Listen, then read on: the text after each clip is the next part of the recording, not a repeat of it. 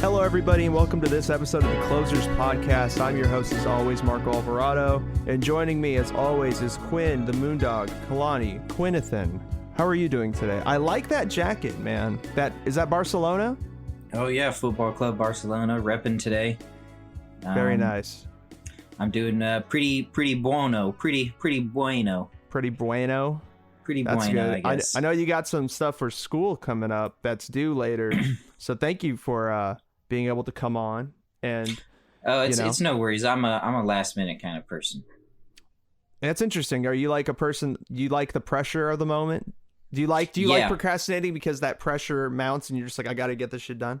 Is that? I don't feel any pressure either way. Oh, ice in your veins. Okay. I just do it. I feel it. But I like to wait till the last minute where I'm like, well, I got nothing else to do.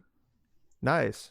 And I just do it. Shia LaBeouf style. Not entirely Shia LaBeouf style, but yeah. Apparently there's some not shit. entirely Shia style. But yeah, the news recently with him has been insane. Right. But I'm more of a homicidal cannibal maniac hiding in the woods, Shia LaBeouf. Perfect. Not this current Shia LaBeouf. Well, that's a great segue into our guest for this week. What did you say? A homicidal cannibal maniac? Living in the woods. Wow, well, that makes a lot of sense because we have Gabby, the goose is on the loose, Elwell. She's on the show this week. Congratulations, Gabby. You are one of the final guests of this show. Thank you for coming on. How are you doing? I'm well, thank you. I'm a little confused on this cannibal something in the woods. How does this relate? How does it relate? Because it's Shia LaBeouf. We were talking about Shia LaBeouf. And you live in the shadow of Mount Rainier. In the woods. I guess so. I don't live in the woods. I very much live in a city. I think Seattle's a city in the woods. Isn't Seattle? Yeah, I think of Seattle as like collection of tree houses next to a giant puddle. Yeah, it's like that one city in fucking Lord of the Rings that the elves live in. Where it's Lake Town. Is it Lake Town? Is that what it's called? Yeah. That's actually a very apt comparison. Yeah. For Seattle. Lake Town. Lake Town. I mean, I guess. I mean, they're by the ocean, right?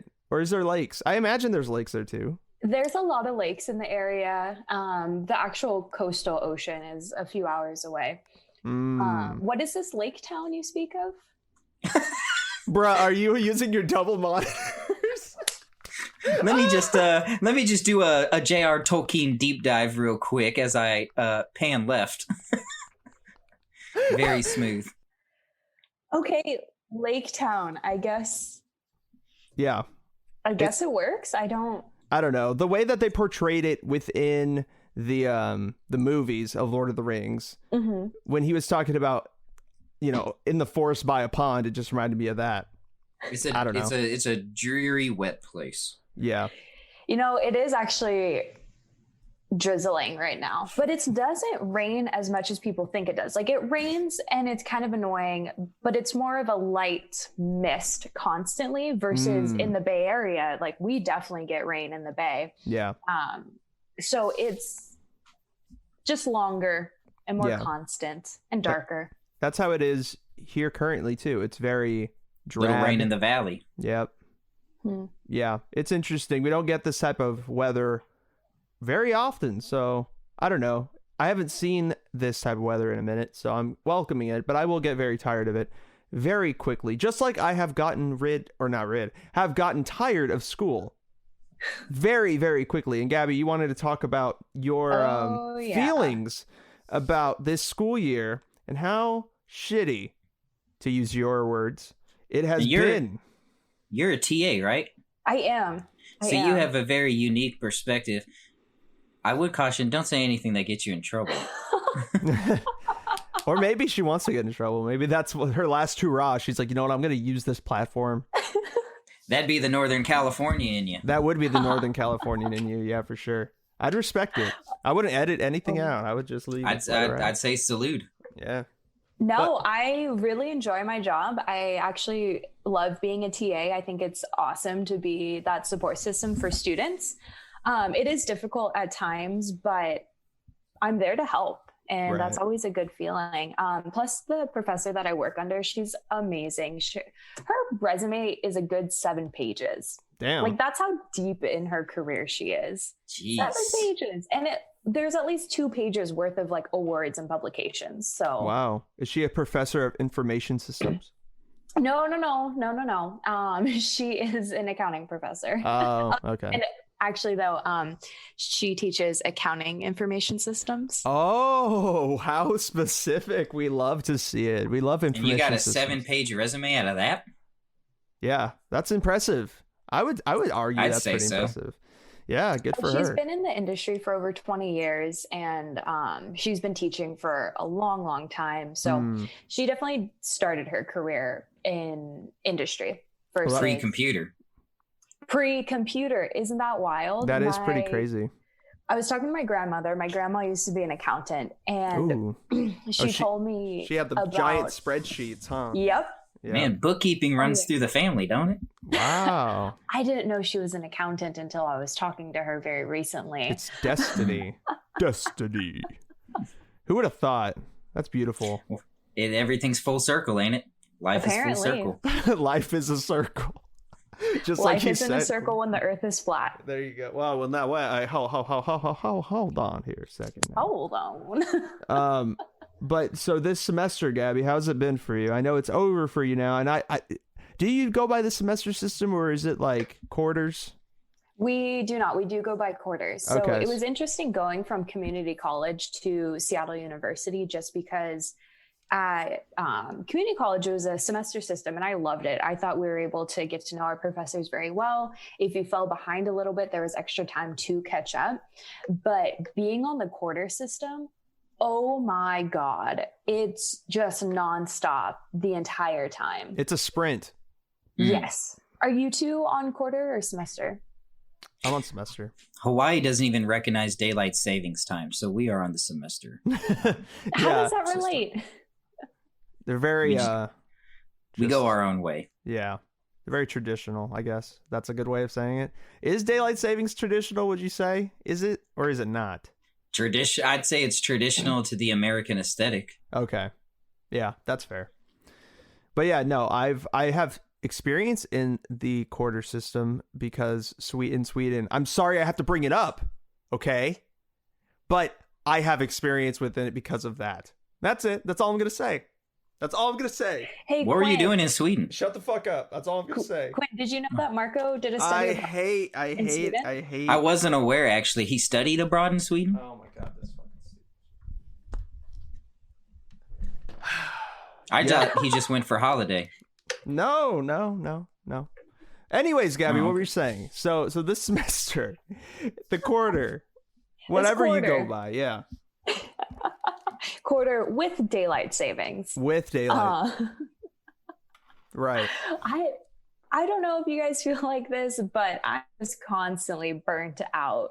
It just, as soon as you wake up, you're just like, fuck, all right, grab coffee and sit down for the next 12 hours and try to absorb as much information as you can. Yeah, man. And then I don't know about you two, but I work 2 jobs. So being just constantly trying to do my best in classes. And then on top of that, trying to do a great job at work, like it gets exhausting. Yeah.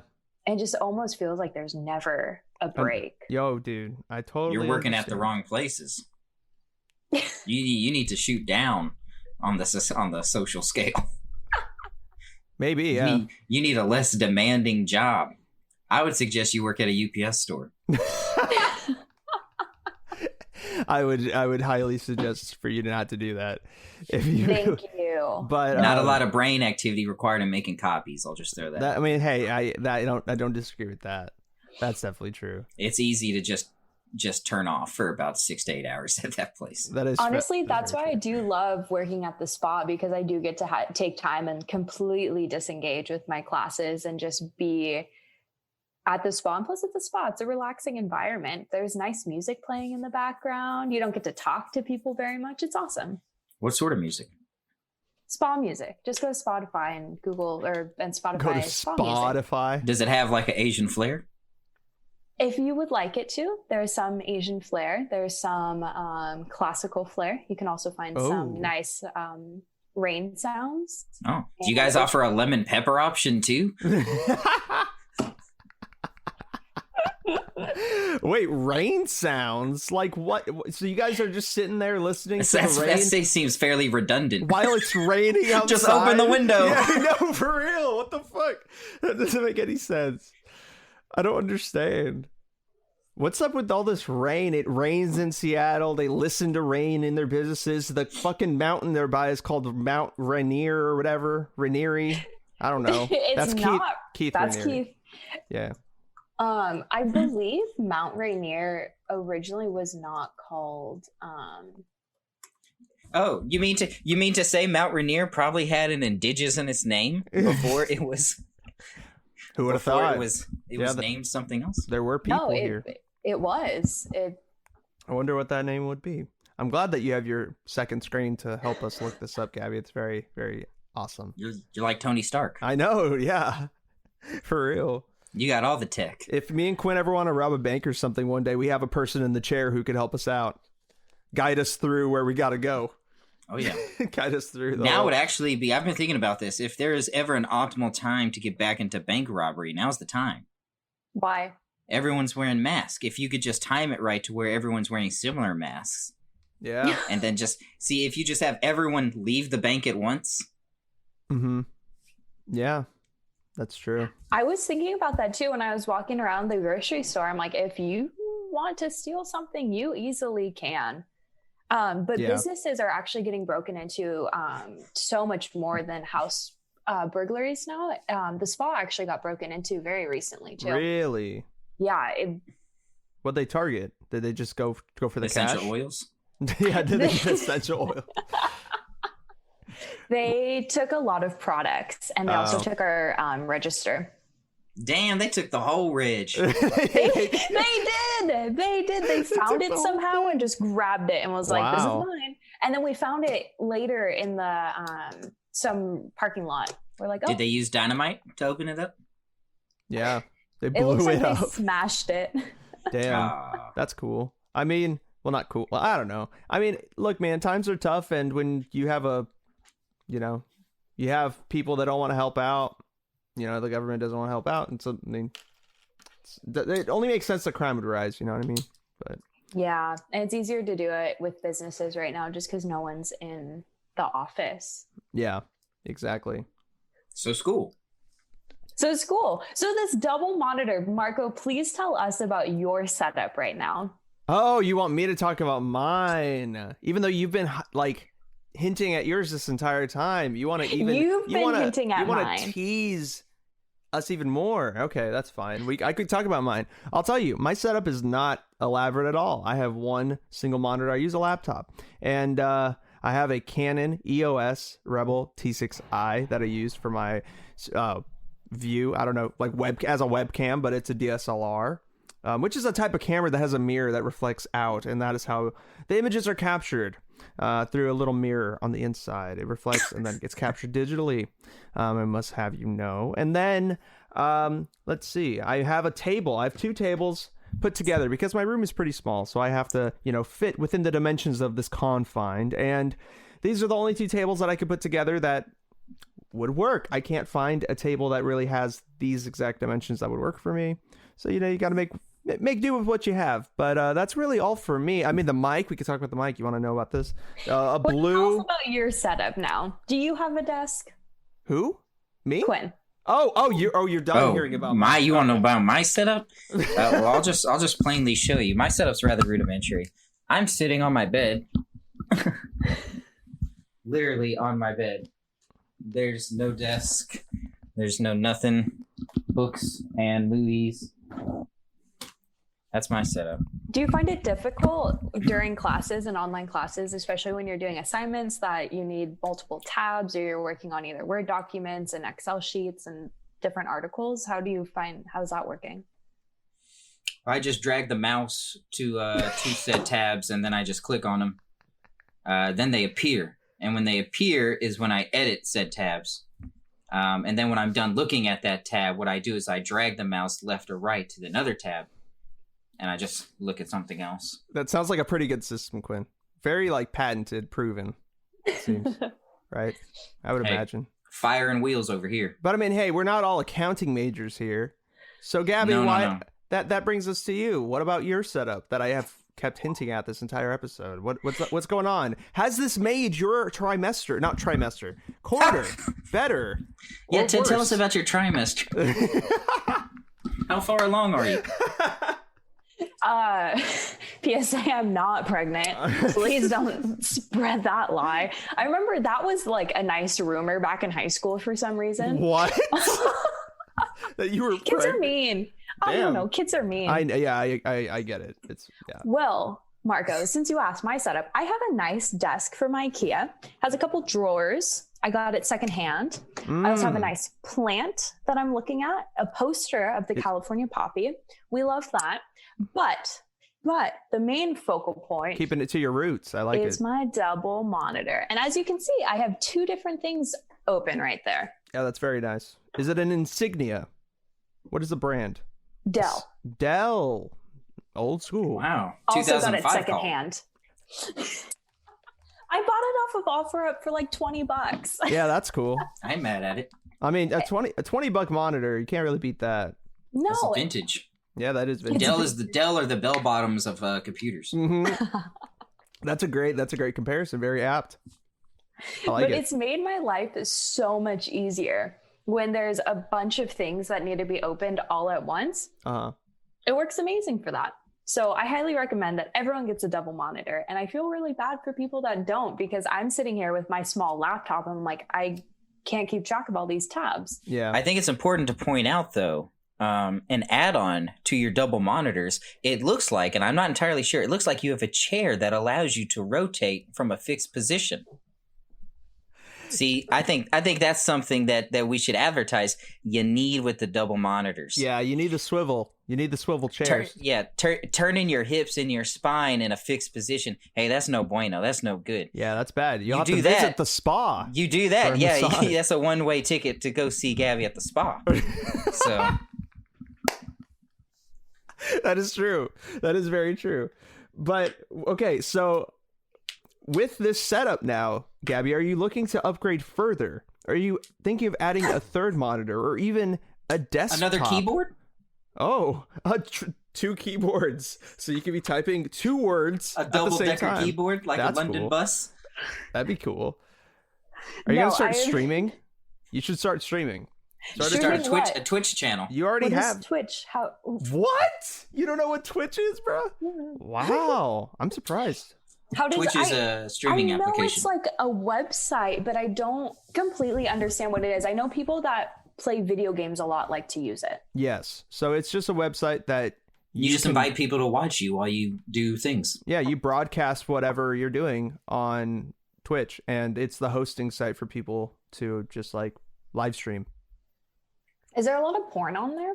Oh yeah. Is there? You can find it. Well, it's probably there. You could find that anywhere, buddy. Well, yeah. I mean, let me tell you. Sure, but like, if there's a website, there's on there. There's some back pages. Well, I can imagine. Yeah, I mean, I imagine that, but I think it's against the terms of service for Twitch. But I mean, it's on there. I remember when Twitch first started, it was like the Wild West, right? Like people were doing anything and everything to get a buck or two. Now, I think you're right that there are some restrictions. Yeah. I saw the. Yeah, you can. People. Well, yeah. There's different models. You can have this. You can have the. You can donate. Yeah, there's like you can get donations, or you can have the paid thing where you're behind a paywall. You got to pay like $5 a month to be able to like view. A Patreon kind of thing. So if I stream yoga sessions, would you guys come and pay for it? No. Oh, I wouldn't. But I'm well versed in yoga. What kind of yoga are we doing? Vinyasa? Yeah. Some Bharati? No. just some vinyasa, Some- maybe a little some- beat in there. Some sun salutations to start the day. Of course. Whoa, of I'm course. like, I'm this is going all over my head. I have no Oh. idea. I've never done yoga, dude. I'm not. It'll do a lot for your back. Maybe. This maybe. is true. Maybe This I is- also need a chair because this couch is not really the most supportive to my, lower back region. Your lumbars? My lumbar. Yeah, there we go. Speaking of support, though, I do have to say about my semester for school that the support system that my professors have offered me and my peers through these classes has been kind of inadequate, in my opinion. Because, first of all, sticking to a syllabus, everyone knows that is tentative. That's not gonna, you don't have to stick to a syllabus 100%. Most professors say that in the beginning, things may change. But when you literally just like rip up the syllabus and you're just like, okay, we're going to do this now. We're going to just pivot this way. Always got to say pivot when you're on the show, Gabby. But Pivot. yeah, it can be really annoying to just have your semester just uprooted like that. And you have to kind of reposition yourself and figure things out on the fly. So, that's kind of been my experience, especially with Zoom classes, feeling like I've been on Zoom. I feel like I've been on Zoom more than I've not been ever since August. Like, I spend a lot of Zooming time. through your quarter. or Dude, your I'm a semester. Zoomer now. Well played. It's true. Yeah, that happened to me spring quarter. That's how I felt because our finals got canceled and that was the first quarter that we went online. Everyone was super confused, either not really knowing how to work Canvas or not really knowing how to work Zoom. So that was a confusing quarter. Yeah. But now with the fall, and I don't know about your guys' school, but Seattle University offered a summer course design class and to help professors build their Canvas pages to just a better platform than what Yeah. they're using beforehand. Right. So my university there's a ton of support there, That's which is good. awesome. What about you, Quinn? How are you feeling? I have zero respect for the University of Hawaii, its administration. I have more respect for its educators. I would have even more respect for the educators if the university would stop stripping of their autonomy and their agency. The problem is with university is because it's behind a paywall, much like Patreon, it strips any sort of moral standard or authority from the educators. So quite frankly, I don't give a fuck what they have to say. It's a business. I paid for a service and I expect to get that service. And I have no problem reminding teachers that it is a business and they're nothing more than retail associates, rendered as such by the university they work for. It's no fault of their own. It just is what it is. Sure. I mean, it's kind of like watching a rape. Whoa, what the so- fuck? How? How so? Elaborate on that. Because I feel like the comparison is a lot more apt than it sounds. It's just, are you saying that... Consider the price of post-secondary education. The hole that people dig themselves in for what should be a guaranteed right, which Okay. is the right of information, of education. Mm-hmm. How many teachers do you have at the beginning of every semester tell you how much college costs now compared to when they were in school? Almost every semester, yeah. And you ever sit there and think, well, then why don't you say something? Why don't you say something? It's because of the federal loans. Yeah, That no. is what raised the prices up for college because And it took away any sort of public funding that the state would offer to schools. So, I mean, it's a very complex issue. There Sure. are layers to it. Yeah. But this is why we love community college. In Right. some counties, some cities, I know San Francisco, if you're a resident of San Francisco, community college is free for you. Yeah, it is. My last year lot of at culture. community college, my last year there, they paid for everything. I didn't pay a dime for, I don't know, I got some kind of waiver or something. And for high schoolers, you can go to community college for free if you're in high school. How Yeah. awesome is that? What an amazing opportunity. yeah. right, 60 credits for free, essentially. I didn't know that you could go to community college while you were in high school. I probably would have taken advantage of that if I had known. Yeah, it's not publicized enough. I did it when I was in high school. I took Wow. 2 classes, and it was a great experience. CRC isn't exactly free. I think it's like tops out of like $400. I had to pay about $500 a semester. 500. Yeah, but I took I mean, like a lot of classes. even that, like that to me is a reasonable, a reasonable price tag. Yeah, I suppose. Yeah. But $11,000 a semester. Yeah, that's about as much as it's about as much debt as I'm in currently. From the problem, the problem is that universities aren't exactly transparent in their budget spending. Yeah. Mm-hmm. You don't know what money is left on the table and what money is going where. Yeah. I mean, we all know Nick Saban makes over $30 million a year. Head coach of the Alabama football program. Of the Roll Tide. Yeah. For that $30 million price tag, I reckon damn near every student at the University of Alabama could go for a significantly reduced rate. So, I mean, post-secondary education is a business. It's been bastardized by capitalism and corporatism, and yeah, it is what it is. Isn't it though like an annoying system to be in for as long as we have though? Like I know we are at different points. It feels complicit. I can't help but feel slightly complicit in it. Yeah, because I pay that price tag, and I huff and puff, but it's hard to blow that house down. But what I'm saying is like, I'm about to be 24. I've been in like college longer than I was in high school, and yeah, you're older than me. Yeah, what? And like I know that all of us aren't. None of us here are on that like 4-year path in college where it's like I'm graduating in 4 years. Like no, we're way past that, and I think having that added time in the system has given us not only more time to kind of be flexible in terms of working while going to school, moving, doing whatever we want to do, but it also has given us more time to reflect on our experience and seeing how much of a sham a lot of it is, especially when there's people that go and get the same degree online, and these online colleges are becoming more and more reputable every year.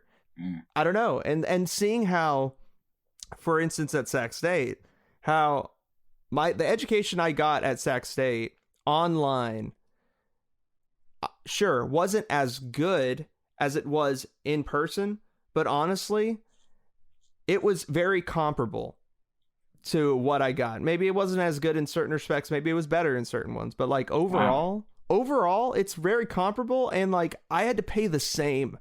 I had to pay the same shit for not going in person, not utilizing any of the resources on campus because I was just here. It's fucking. So there's been studies where, sorry, Quinn, there's been studies about people cutting tuition costs because of this, or not necessarily because of COVID, but because they had to transfer over to an online school. So I believe that Arizona State, their online program and then also their in-person program, it's the same price. Yeah. And part of that is because like what Quinn was saying, it's a business. There's no long-term revenue or long-term benefits coming from cutting tuition for one year. Right. So when COVID happened, my university sent out an email and was just pretty much like, sorry, but we're not cutting tuition costs because you should still be receiving the same amount of education, which is what we are. They did cut on campus cost, and a lot of students obviously don't have to pay like room and board, but we're not paying for like the rec center and whatever those added costs are. Yeah. Like the facilities. At the University of Hawaii, it's at least in my experience, the quality of the education is significantly lesser than in-person instruction. And, I've expressed this to the university, who are you to say that the quality of the course is equal to or the same when I'm the one in it? You're not. Yeah. I am the adjudicator for your curriculum. Hence why I have to give a course evaluation at the end of every semester. Yeah, exactly. So it is what it is. I mean, there's people should not look to corporations to have any sort of moral compass or to have any sort of moral guidance. Like you were saying, Gabby, universities are like an athlete signing a max contract, but only for a year. Yeah, so Seattle University, if you two don't know, or if anyone doesn't know, it's a private Jesuit college, and there's only 7 across America. Yeah. So they do instill a lot more morals, and how they look at classes is a lot different than public universities. So there's just a lot more reflection based, and it's a lot easier to get a hold of your admin, which I find awesome. That's so good. Every professor that I've had since it's been online, they're constantly asking for feedback. They're like, so how are we doing? How can we change this? Would it make you feel better if we switch from 1 online Zoom class to 2? How can I make my Canvas page better? And professors adjust. Yeah. And I've been seeing that. And I think that's awesome. It seems more collaborative. I have had some professors that have gone against the grain in the administration that have offered like multiple Zoom sessions a week to accommodate students. I even had one professor this year sent out an email, and in her email she said, just based on observing the class, I'm canceling the final this year. It just seems like everyone's kind of exhausted. That's cool. Yeah.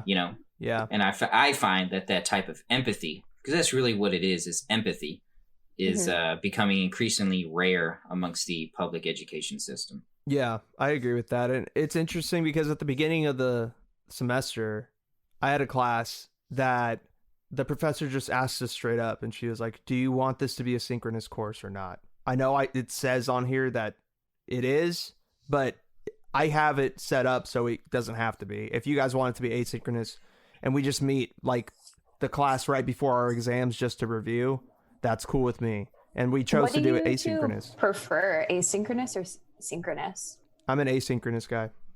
I was synchronous at the beginning of the semester, but as the hatred within me grew, I decided to go asynchronous. It's just for me personally because I hate watching professors fumble through figuring out how to work Zoom, fumbling through giving lectures in ways that they're not used to virtually. Luckily, Sac State doesn't have the rule where we have to have cameras on. I know, Quinn, it's different for you. But we don't have to have cameras on. So everyone's just like in this room, like I'm like working on other homework while in the class already. And it's just like, I'd be learning more if you pre-recorded the lectures and I could go back and just like look through shit myself. What about you, Gabby? I definitely prefer synchronous classes just because unless you're able to do an online asynchronous class well, then it's not functional. If I have to sit there and read the textbook because you don't want to do synchronous and then you also don't want to record lecture videos, then I'm learning nothing. But so this most recent quarter, I had 1 asynchronous class and then 2 synchronous classes. And actually my asynchronous class, it was quantitative methods. And I give this professor so much praise. She was very responsive to emails. If you had a question, she was always at her office hours, but how she designed her class website was done so well. Like there was always the videos, they were broken up into short 15-minute maximum videos. And then the assignments were just clear and straightforward. So unless you can do that well, I think that the synchronous is a lot better learning environment. Interesting. Yeah, I feel like the asynchronous courses, it's a lot hangs on the professor's ability to design the I'll just say it, the information system of Canvas and making it work and be streamlined to the needs of the students. And I had some professors this semester that did asynchronous classes very well. It just made it so easy. We knew exactly what was needed. There wasn't any ambiguity on like what was due when. Everything was straight up from the beginning and we just went through it. And the professors that were synchronous for me, they were the ones that were very wishy-washy about when our exams were going to be, when our assignments were due, when our group presentations were going to be, things like that. And or even the order in which we were going to present. We didn't know until, for one of my classes, until the day of.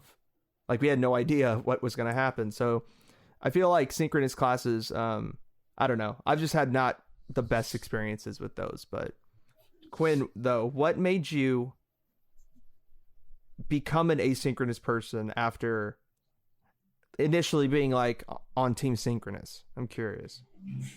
Well, here's the thing about me, man. If you give me an out, I'm going to take an out.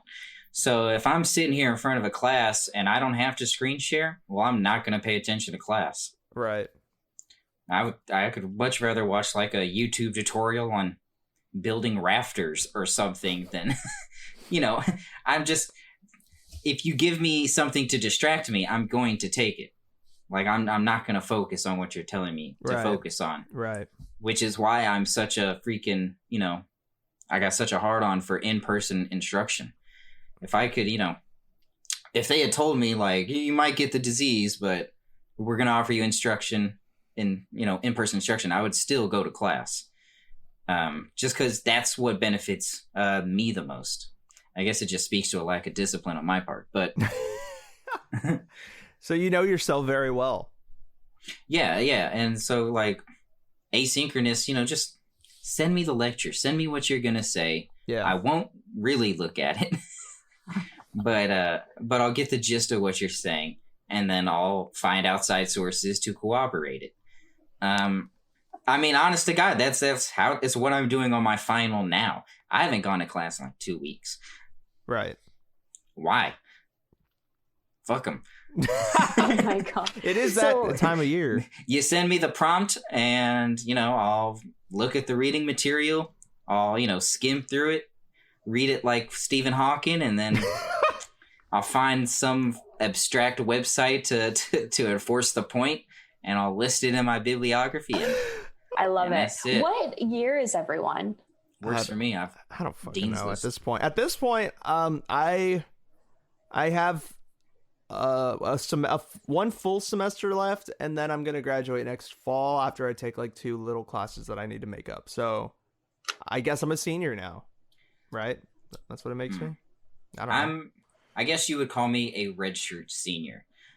I have the prerequisite amount of credits required. I'm well over 120. Oh. But because I transferred out of state, there were several courses that I had to retake. Ugh. Have you had to retake multiple courses multiple times because you've been to so many institutions? Yeah. So my college, my post-secondary education is 1.5 semester at the University of Western Kentucky, 2 years at Mid-Plains Community College. So I'm already 3.5 years in. Okay. 2 to 3 years at CRC. Casunas River out here in OL Grove, California. So there's about 5 to 6 years of my post-secondary education. And by the time I'll be done with the University of Hawaii, it'll be 3.5 years. So I'll be at it's been about a decade-long journey for me since high school to getting my bachelor degree. Quinn, I understand so well. Oh my gosh, because after high school, it was Sonoma State University. Went there for barely a semester. Whoa, I didn't know you went to Sonoma. Yeah, I graduated high school. Shout out to the Stallions. Is that what they're called? No, they're the Seawolves. Yeah, Seawolves. I was going to say, I was like, what? I was like, Stallions? I don't know that. What is a sea wolf? What is a sea wolf? It's a made up animal for the school. Yeah. The Sonoma County University, wet dogs. Yeah. But I barely survived that. I started out as a kinesiology major. Whoa. And I was just sitting in this science class and I'm like, what am I doing with my life? And then, so the semester ended in December, and come November, I packed up all my stuff and just drove home. I was like, I hate this. So I ended up, and stupid me, I was barely 18. Mm-hmm. I didn't drop any of my classes. I didn't tell anyone I was leaving. You just straight left? I just left. So my GPA was a 0.47. Whoa. Somehow I passed something. I got a C in something. Wow. That's impressive Solid. in its own right, being able to not be present for anything and getting a C. That's, I mean, hey, that's magic right there. Yeah, that was. I admired the detachment. Yeah. Oh gosh, I think too, being a first generation college student, like there was no support. Yeah. No one was there to be like, hey, be sure to, if you don't like it, you can drop your classes. You just got to do it in a timely manner. There was no one there saying that. So I just didn't know. Yeah. No, that was an option. I didn't really have anyone to turn to. That's interesting. But yeah, so then that barely lasted. And then going to community college and then esthetician school and then going back to community college and now finishing it off. So Quinn, Esthetician school. There you go. You can So I train work at the horses. spa. Nope, that's equestrian. Wait, so that's interesting. So yeah, you've had quite the journey then. So how much longer do you have until you're done? Do You should know? write a book. You should write a book. I should not write a book. That's okay. A memoir. Yeah. I don't think anyone would read it. That's not the point. The point is just writing it and having it for yourself. And then You have it on your resume. there you go. Oh, yeah. You got to have it be at least 7 pages long, right? Yeah, So- inflate that resume. I have to have a 7-page resume, you can't be in an entry-level position. Well, that's why you got to start writing it now. You got to start Right. writing your book now, so because you'll write a chapter a year, and there you go.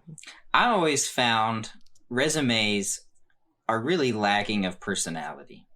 Like That's when why you someone have LinkedIn pages. when someone just I don't know what that is. When someone What? just when How do someone you- just That's how Marco and I reconnected, was on when LinkedIn. someone well that's I don't know what that is. Some weird dating website. I have no idea. No, what the fuck? Whenever I Well, look at a resume Maybe some people and use it for that. all I see are the achievements in one's place of work, I don't want to hire this person. Why not? What are you, an android? What do you do outside of work? Do you compete in the Elk Grove Pumpkin Festival? I want to know about that. Have you placed? That is something you can add onto your resume. Yeah, though. you Not can. not enough people inject personality into their resumes. Okay, You're right. that's fair. But the thing that's a is, fair criticism. there's a method behind it. There's an entire method behind these resumes. And it's because all of this is being done online now. There's a certain format where hiring websites like Indeed and Amazon does this. All of these big companies, Mhm. there's just this format that reads resumes easier. Yeah. So that's why people do it in that way, and they look for keywords. But this is also why we have cover letters and then also LinkedIn. I know you mentioned you don't know what LinkedIn is, but it's a professional website where you can have your resume and there's a photo of you. You have a banner and a background photo. You can write a little about me. Yeah. You post your accomplishments. Why would I and- have one of those? I'm not a professional at anything. If I'm a professional at anything, it's getting fired or quitting jobs. that hey, Marco, why do you have a LinkedIn page? because you got to fake it till you make it, man. Exactly. You got to literally. I can't do that.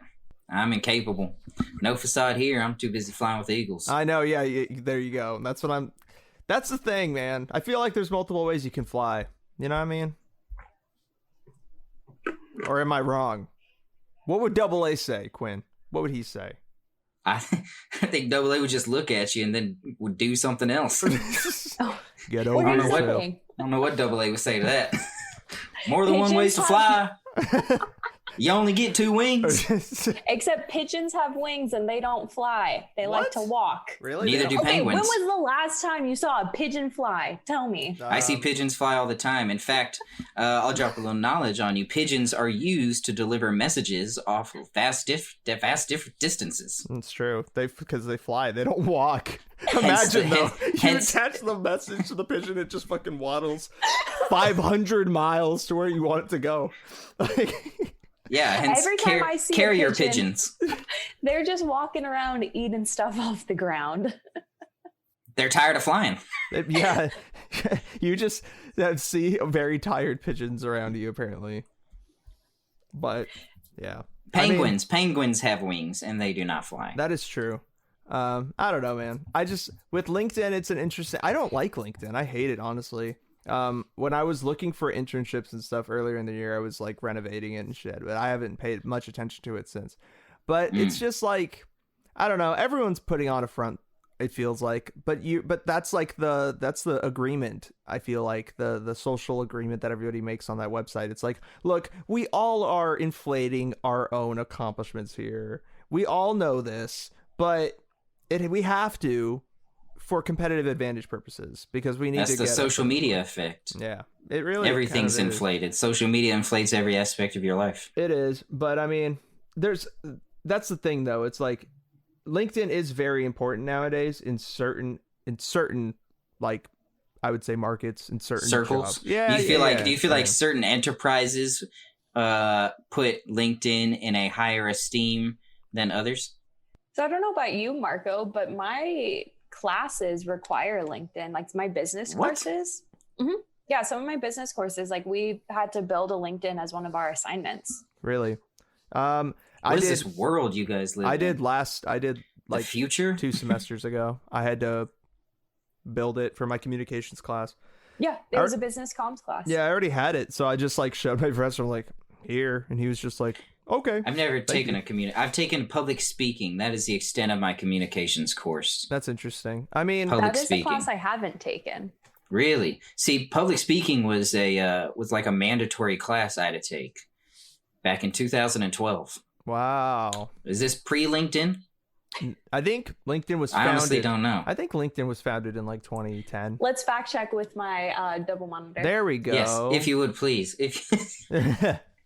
We love the double monitor in this household. 2002. Whoa! Oh wow! What?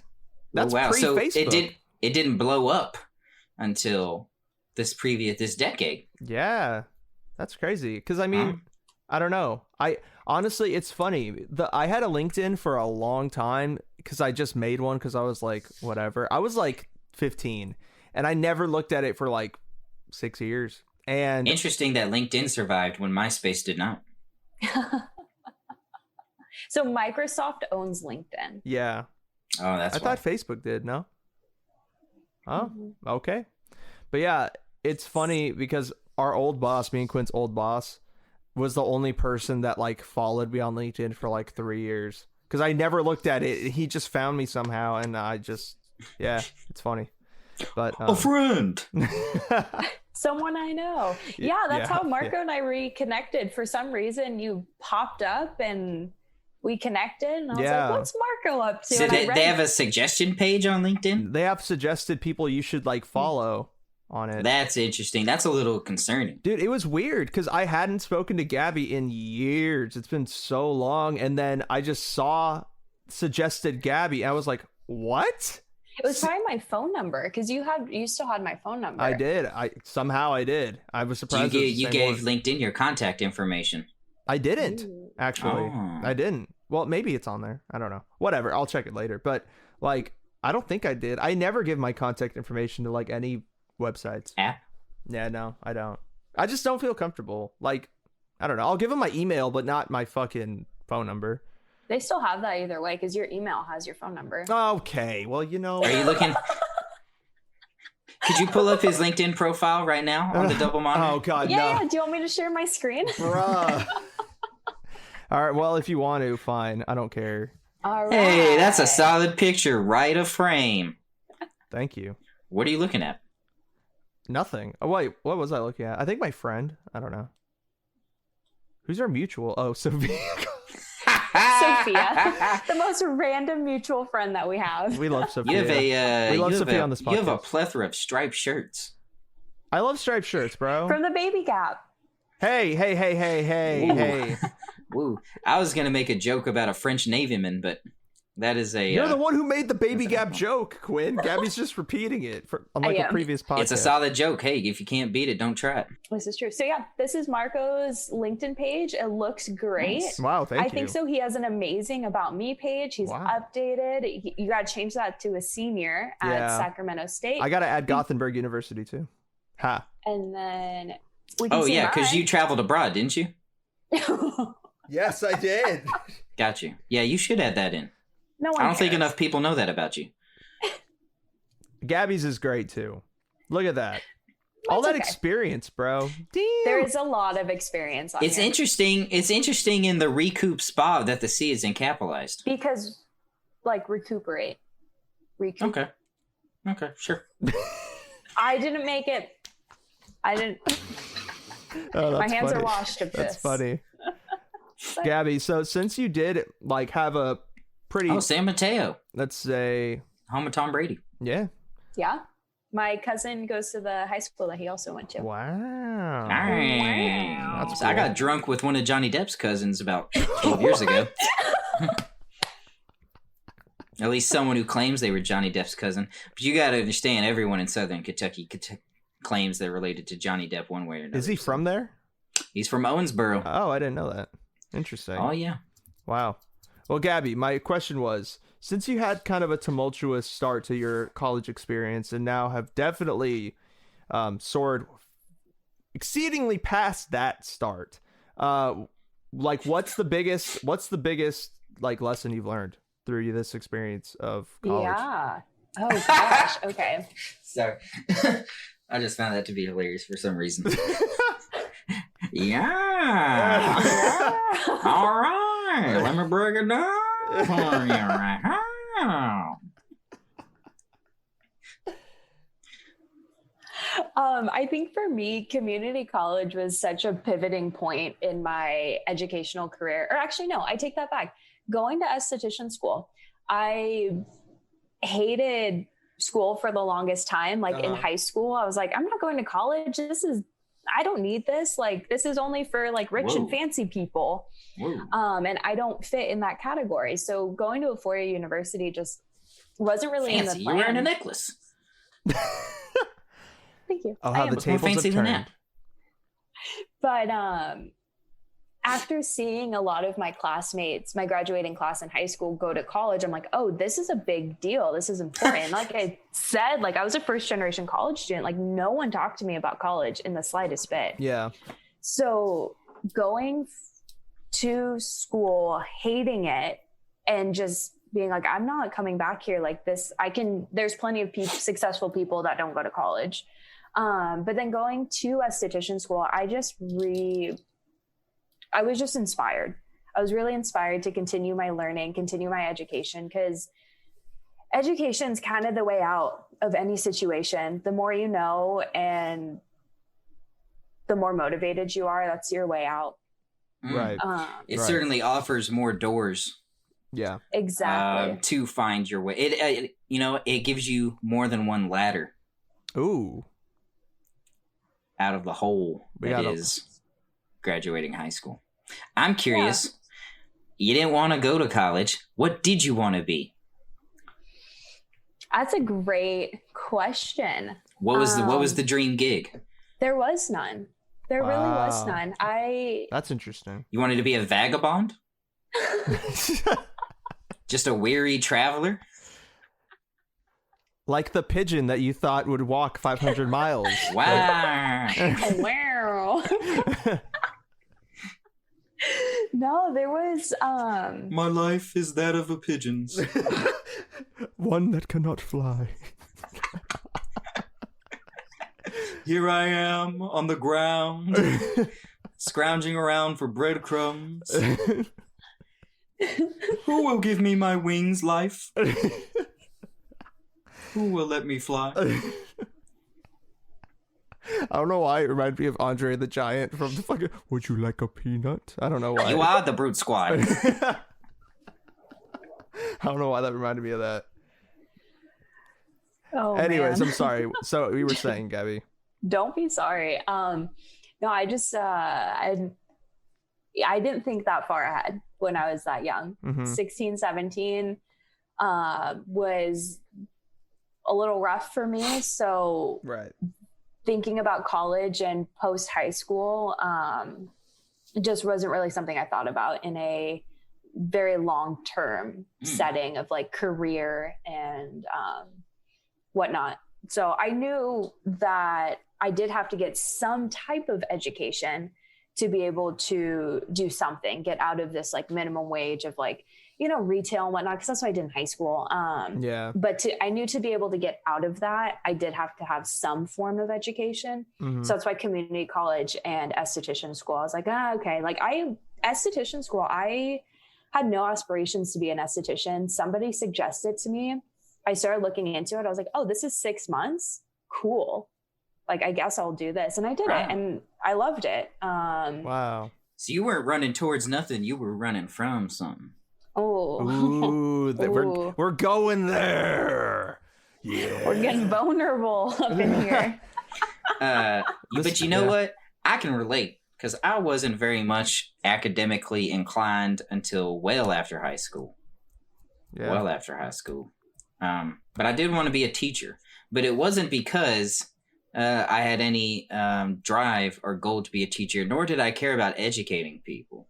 I just knew that I spent the entirety of my life waking up at 8 and going to work until 3, that if I became a teacher, it'd just be the same thing. So it'd be an easy transition. Mm. Yeah, it's one of the only careers that some people are exposed to outside of what their parents do. Right. That is true. Michael, what about you? What did you want to do after high school? What was your original plan and goal? Whew, Jesus, man. Probably okay. In high school, looking back, I was very pompous and arrogant. Did you say gay? Sorry, I couldn't help. It's fine.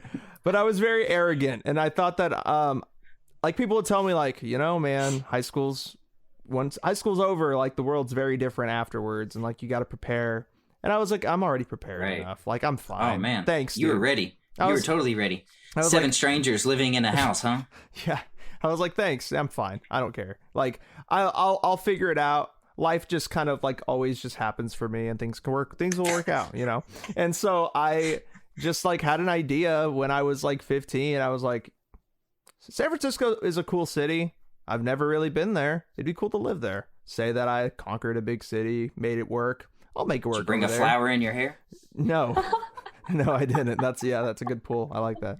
But yeah, so I moved there, and I didn't really know what I was doing, but I was in a graphic design academy in high school, so I had experience in like creative stuff, and I was like, well, I need to know business things if I want to do anything involving like making money. I guess it'd be nice, it'd be good to know. So I just started studying marketing, and it's nothing that I like wanted to do. It was just like my approach to it was very lackadaisical and very just arrogant, and I thought that things were just gonna be more so just like handed to me, and just like things were gonna be very easy. What humbled you, young Ward? What humbled me? Oh shit, man. Yeah, what knocked you down? Yeah, dude. What slapped you off that fucking perch? Probably you pigeon. Probably just living in you San were on the Francisco. complete opposite scale of where Gabby was. Yeah, it's now looking, but we ended up in the same place, which is really like it's cool in my opinion. You were the pigeon that was flying, judging those pigeons on the ground. Yeah, because the thing is, school always came really easy to me in high school. Like I never really tried. I literally never studied for a fucking test, and I got but like, you just nailed them. A's and B's. Yeah, I was just chilling. I was just like, I know You're folks one of like those. That. Oh, yeah, I could never compete. But now I didn't genuinely care. Now we're totally opposite. It's really funny. But I didn't pass a math course till like my senior year. So. Really? Yeah. Didn't you need 3 to graduate? It was Kentucky. It's a different state, but like the thing, numbers aren't aren't the strong suit. Yeah. But the thing that knocked me off was just having to live on my own and earn my own money, and like in San Francisco, one of the most expensive places in the world, and realizing that I had it really good where I was, and I really took a lot of things for granted, and you know, I didn't know a lot of things, and I thought I knew a lot, and I really didn't, and I realized that, I had passions that I wasn't willing to explore. Cultivating.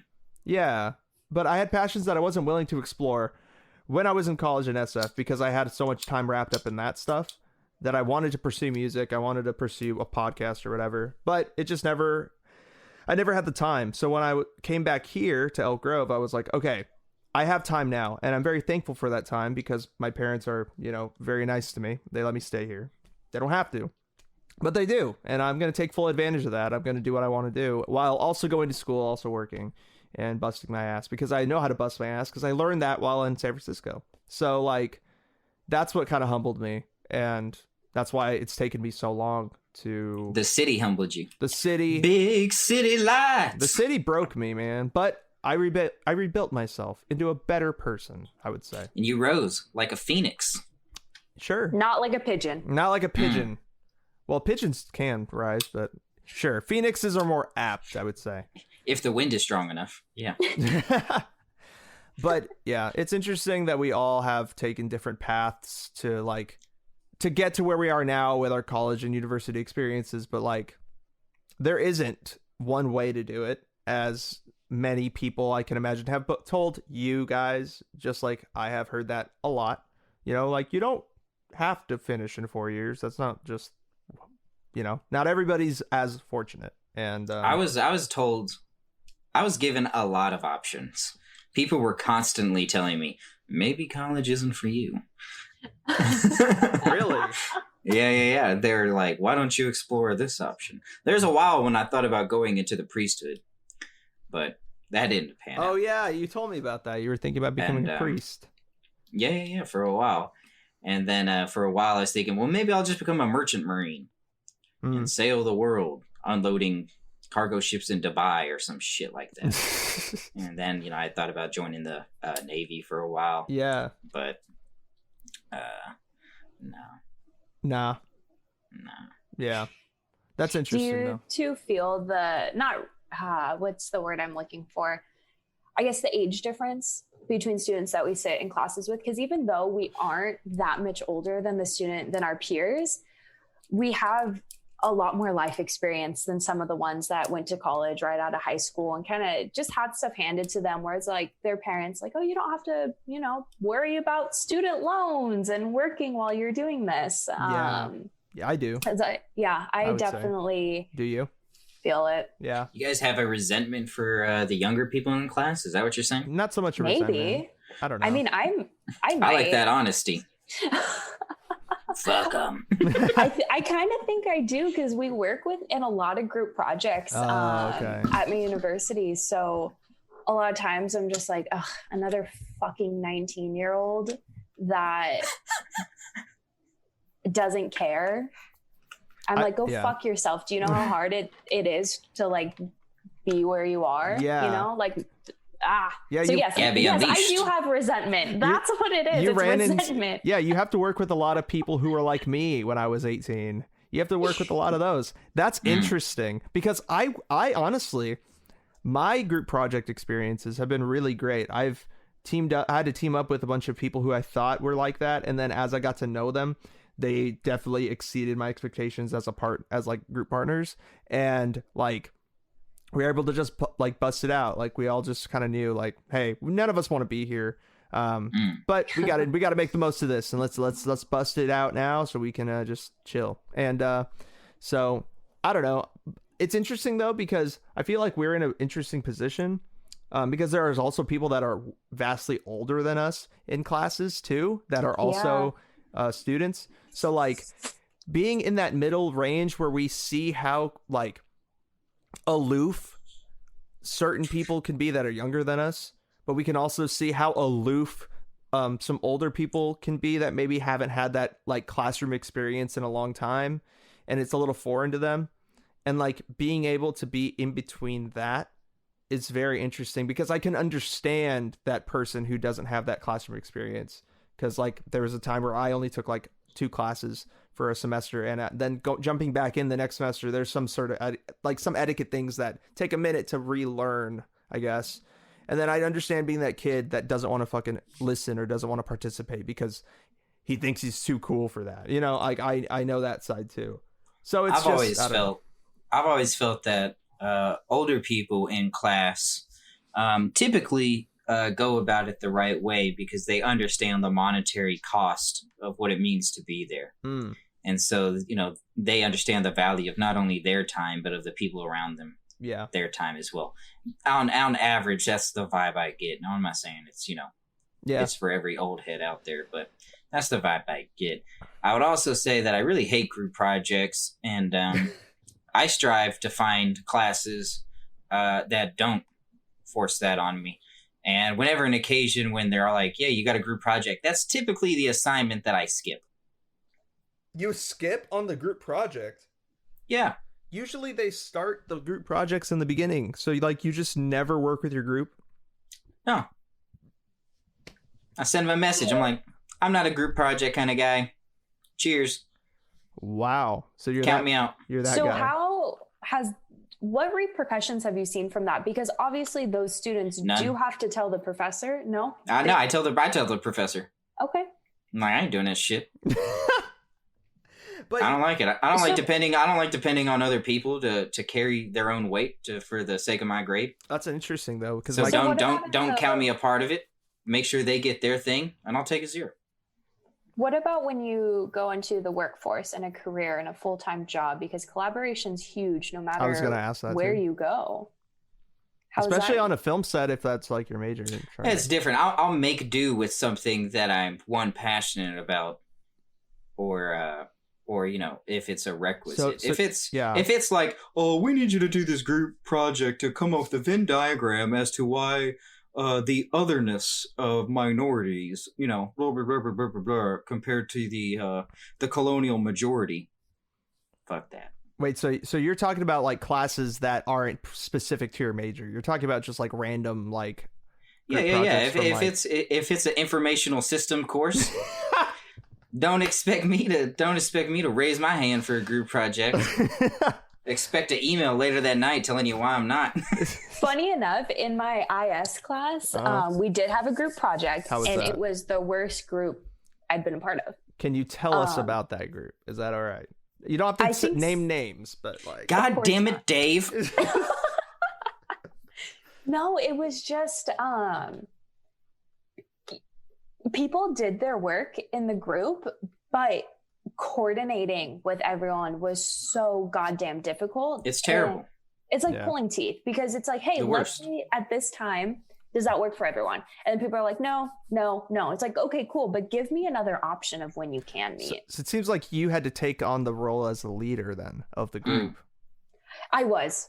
Damn. Yep, that was my assignment. In most group projects, I do end up becoming like a team leader, which I never really recognized. This is super weird. Somebody gave me a review to my professor, and it was like a review of the group project. Like, how is everything doing? How is everyone going? And somebody wrote in we have a natural team leader, and it's really helped us strive, and referring to me, which, it's a really nice compliment to receive. I've never received a compliment like that. Did you put that on your LinkedIn page? I can. People leave quotes about like movies, like, this really touched me. Liam Neeson was amazing. You should add that on. Yeah, you LinkedIn. should. Yeah, that's a good idea. I could ask the professor to write me a review on LinkedIn, and then she can post that. That's a good idea. Or my classmate that said that about me. Yeah, you should just put quote, natural born leader. Classmate. Close quote. Close quote. Dash classmate. Classmate. Here. Yeah, very believable. That is interesting. I had to step up in one group too, because we were lacking. Like the professor assigned leaders, and that person, she tried to be the leader, but she just spaced on like certain deadlines, and that I saw we needed to meet. So I was like, hey guys, could we meet this time? Could we do this and that? And then eventually, like, I was just like sending people the Zoom links, and then we were just like getting it done. But like, so it's just interesting how in some groups I am just the guy in the back that's just like, you tell me what I got to do, and I'm gonna fucking do it, and I'm just gonna shut up because you guys have this handled. And then there's other times where I'm like, all right, time to put on the boots and big boy pants. Yeah,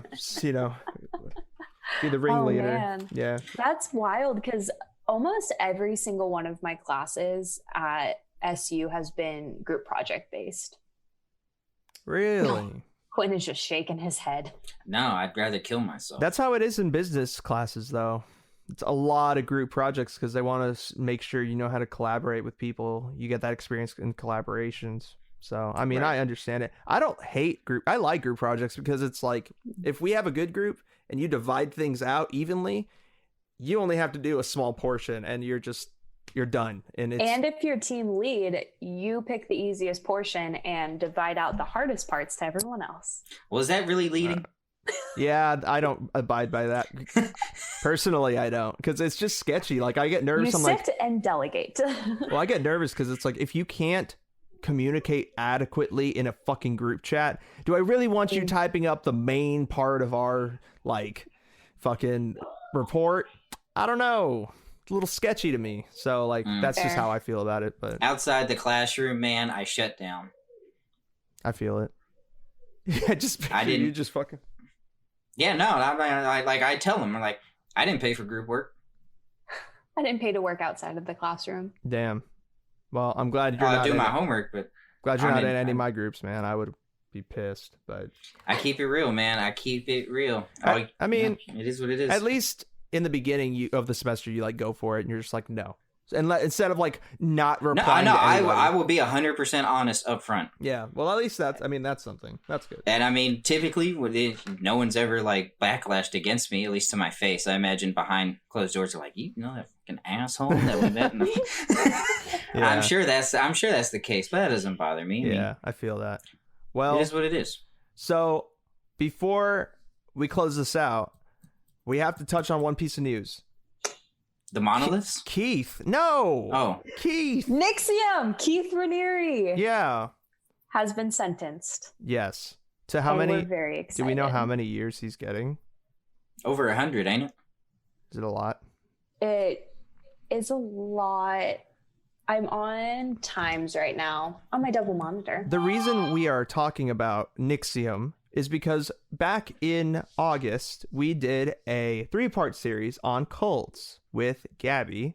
And That was a while ago. That feels like forever. that feels like a long time ago, but we have done it. And, you know, it was a great time doing that series that was suggested by Gabby. And her episode that she spearheaded was on Nixium. So that's why we're bringing it up. There was some resolution on it. So Yeah, so it's 120 years in prison for 7 different charges. wild. Jeez. Did he kill anybody?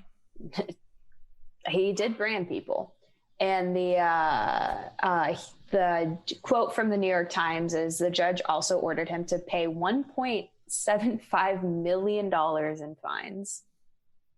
Yeah. Doesn't that seem redundant? Like, that you really think you're going to get that money out of someone you already put behind bars? His accounts could be liquidated to, you know. Yeah. What does Keith Raniere care? He's got 120 years to sit back and chill. Take my accounts. I mean, yeah. I mean, just to be honest, like, if you already sentenced me to 120 years and then you're like, we're going to force you to pay a fine, I'd be like, okay, like, go for it. well, I'm I mean, in jail. What does it matter to me? Well, I mean, it's his estate. And then, like, people in charge of his accounts. He's probably not the one in charge of them. I think wait, is that money going to his victims?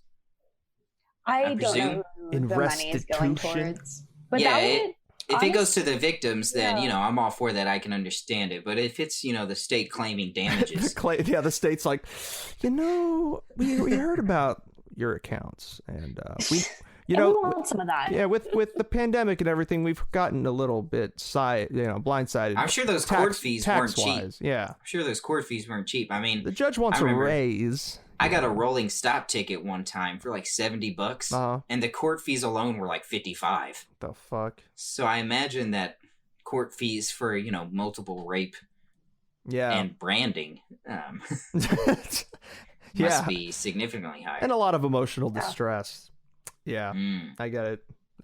That's where they get, dude. I took a business law class and my professor was just like, if you ever want to just add on, you know, you have like you break a leg at a fucking McDonald's and you want to tack on another charge or whatever. Or, I don't know. They don't call it charge in fucking whatever small claims or I don't know what type of court.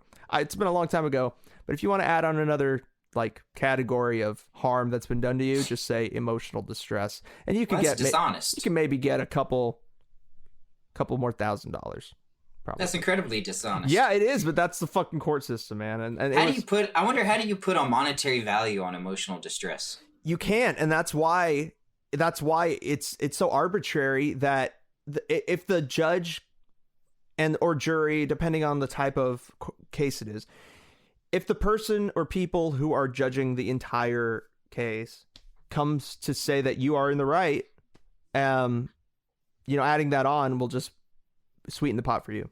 And that's why it's such a... I couldn't do that. I'd feel like a liar. I'd feel like an asshole. So you can't do a group project, but you would no, I can't. I can't tack on emotional distress. Very, very principled. What if you were emotionally distressed? Then I just suck it up like a man. Oh my God! Are you telling me?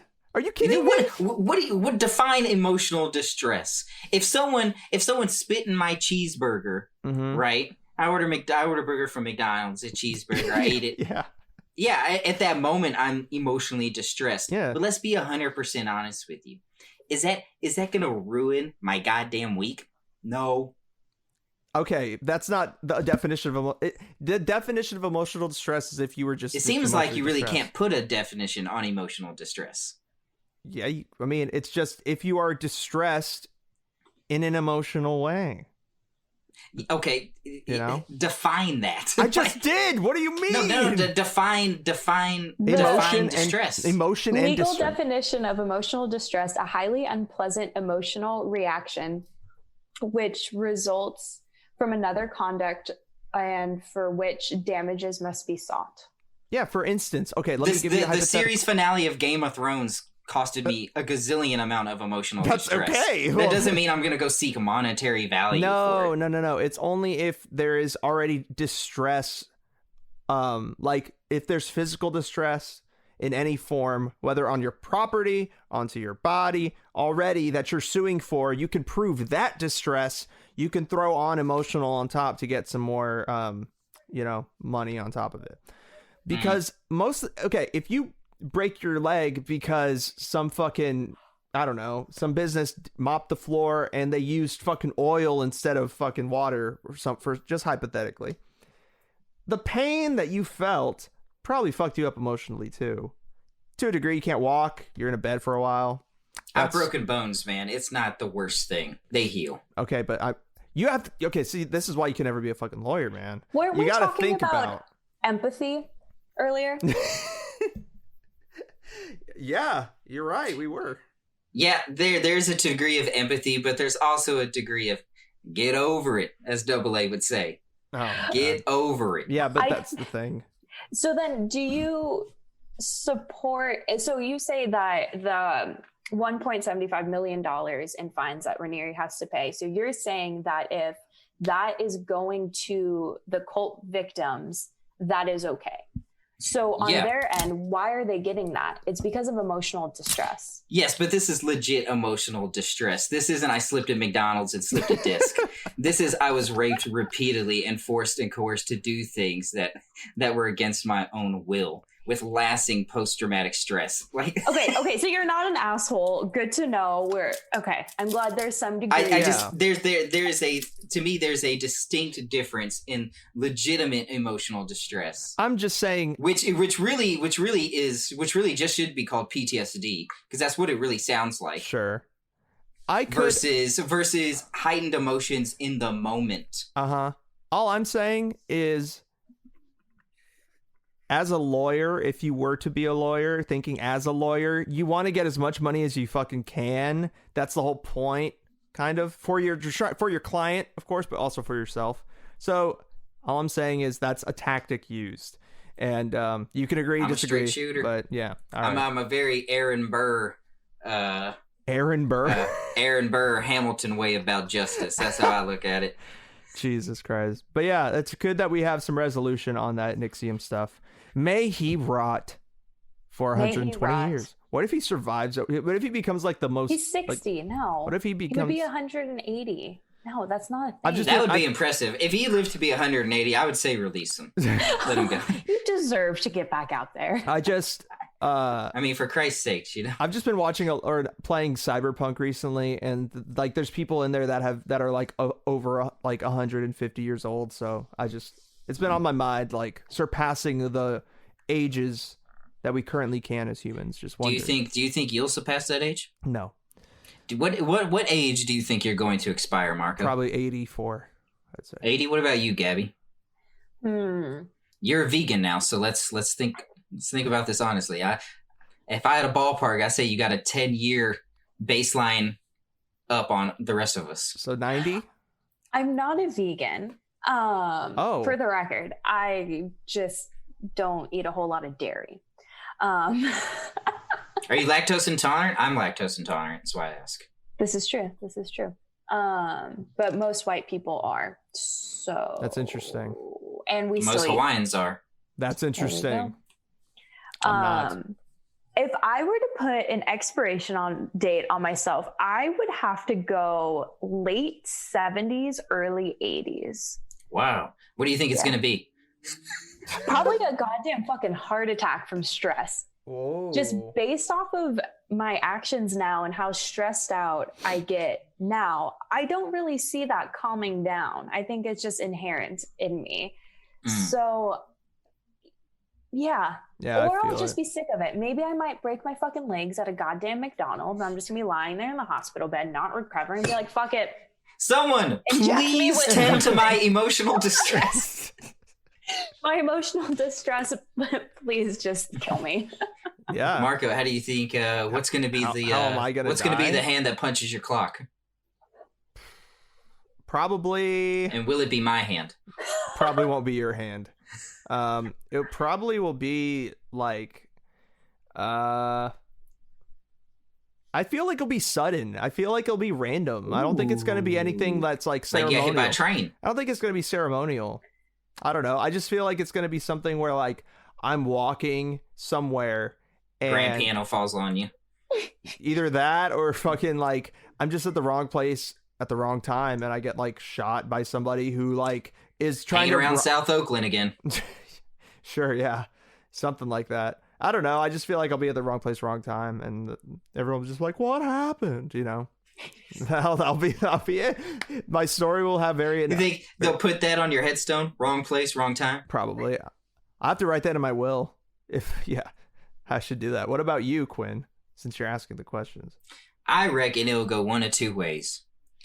It will be an incredibly gory mess, very sudden, or it will be the slow creep of dementia, just rotting away my brain. That's what I don't want to happen because all of my grandparents have had that happen to them. So it runs in the family, and that is the worst. I'd rather die quickly and suddenly. What is the one thing you don't want to happen? That either as you're dying, I'm dying. I don't fucking know. Or getting shot, or as dead.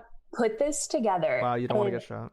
No, my dreams lately, I've been having really freaky dreams lately, and they're all surrounded by getting shot. Ooh. So, getting shot where? Like in your face? Like in public? Or like, like someone breaking into my house and like shooting me in my private home? Or like, what do you mean? No, at the Recoup Spa. I told you to use peppermint oil. Could you imagine? Bro, that's fucking... I don't know why that's so funny, but that's fucking... Dude, yeah. I'm sick and tired of this ambient rain. No, like... It's raining outside. Why are you having it rain inside, too? What the fuck? No, I mean, like, shot in the face, like, point blank with, like, a shotgun. Or, like, shot in the back of the head, assassin style. Or maybe shot in the stomach, and then your blood and guts and dookie and everything just starts spilling out of you. Well, like, how... Like, in your dreams, how is it happening? That's, I guess, the question. Right. Oh my gosh. Are you like alive, dying on the ground like Uncle Ben and Spider-Man, or? No, I try to wake up before that happens. No, in the dreams it's been... So you've died in your dreams? No. I wake up before I die. I see. I die in my dreams all the time. Oh. So I can dispel that myth. If you die in your dreams, you die for real. No, that's fake. I've died 1,000 times. So what happens in your dream, Gabby? It's usually me noticing something or someone that is ill-willed, and all of a sudden I'm running from them. And then I'm like hiding somewhere, and then they just creep up and go bam. Just like, but you don't know where you got shot. Like it wasn't in the chest. You're just like, it just shot and you just wake up and you're just like, you just see the flash of light and then you're awake. That's interesting. It reminds me of the episode of SpongeBob where SpongeBob is being trapped by a man who's, screaming chocolate. Oh yeah, the chocolate. And SpongeBob is completely scared out of his mind and he's hiding. And then the guy finds him. He's like, "You forgot your change." That's what your dreams remind me of. That's an interesting comparison for sure. I don't know. Dreams are weird. I've had some dreams where I got shot. So you wouldn't want to get shot, Gabby. Marco, you wouldn't want to get dementia. So you just don't want to lose your mind. You want to have your faculties to the end. Yeah. But that's the thing is I don't have a say in that. So I'd rather... That's true. I'd rather pass away before I live to kind of find out that I was slipping away.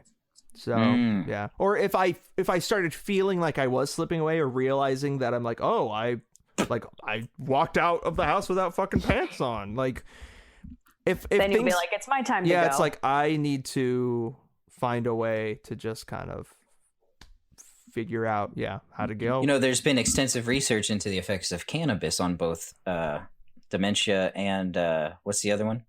Starts with the A. Alzheimer's. As a deterrent. That's interesting. So with blueberry juice. Yeah, I've heard that too. Blueberry. That's interesting. I've heard that too. Some of blueberry juice. For myself, I just don't want to die in a bed. Oh, yeah, you talked about this. An adventure. I don't know, maybe not for an adventure. I just don't want to die looking up at the freaking pastel popcorn ceiling. Like, that's the last thing I want to see.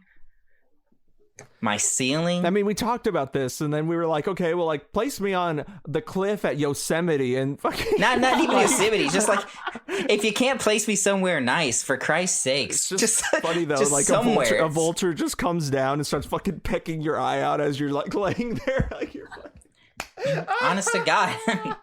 I mean, if that was happening, I think I would just roll off whatever cliff I was on. But it'd be funny if you couldn't though. Like your family puts you in between two rocks so you can't fall. Strap me to a lawn chair. Yeah, and you're just. What a shitty way to go out. Like in your will, you're like, the one thing I don't want to look at is my ceiling while I'm dying. So your family thinks they're doing you a service by just putting you in this area that is beautiful.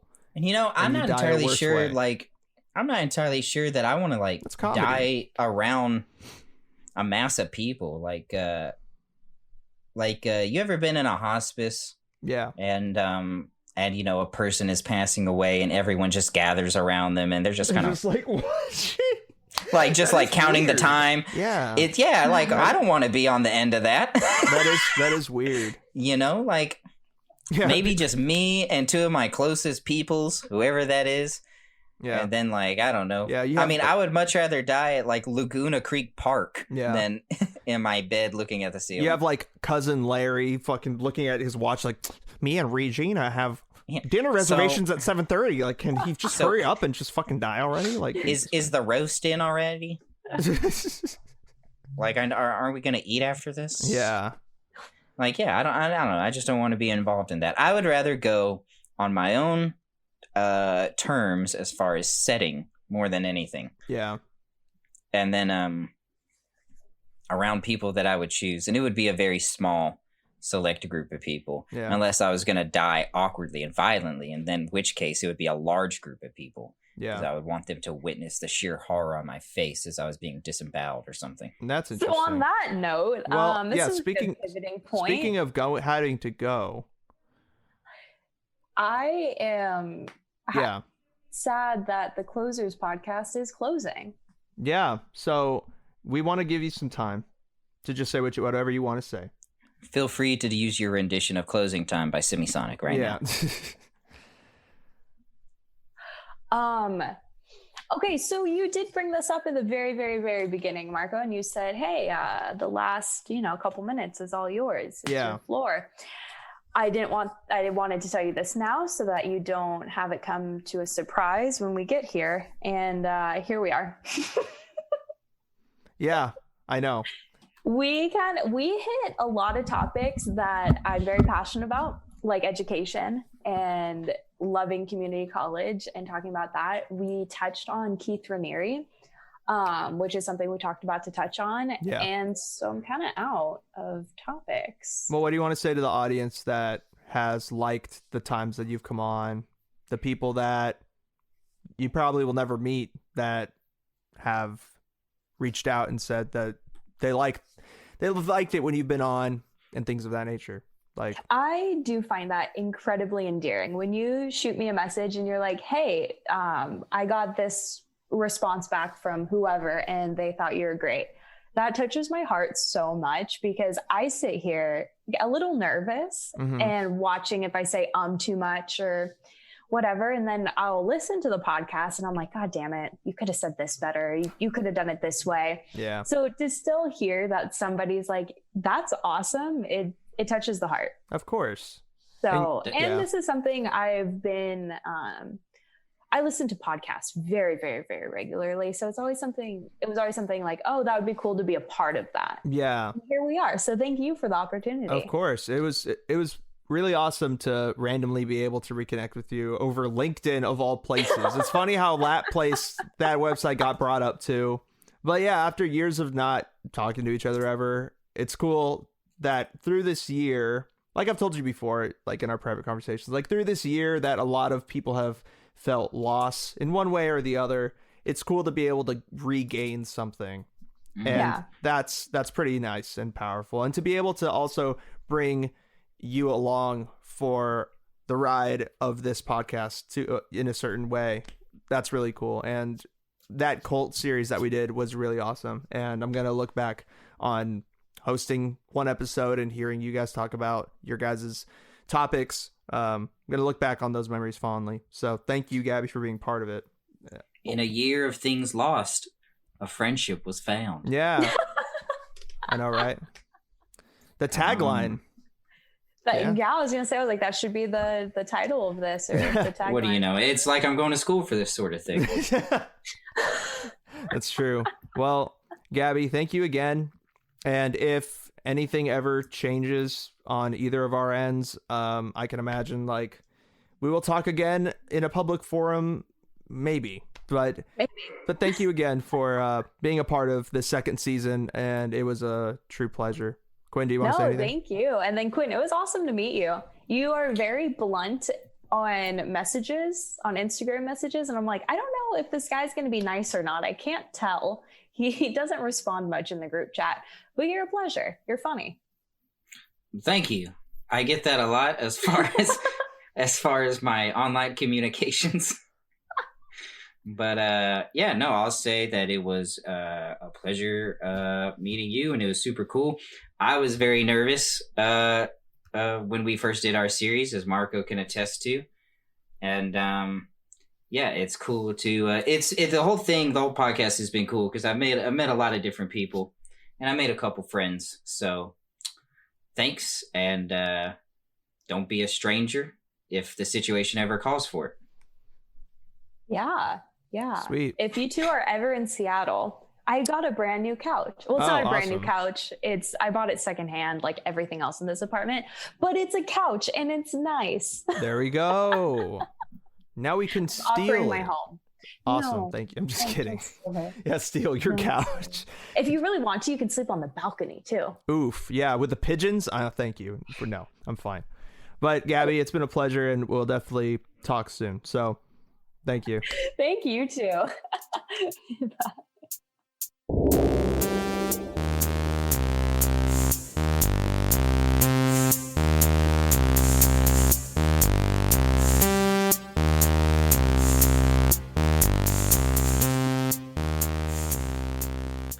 Big thank you to Gabby for coming on the show, talking to me and Quinn for close to 2 hours. We weren't expecting to go that long, but here we are. We did it.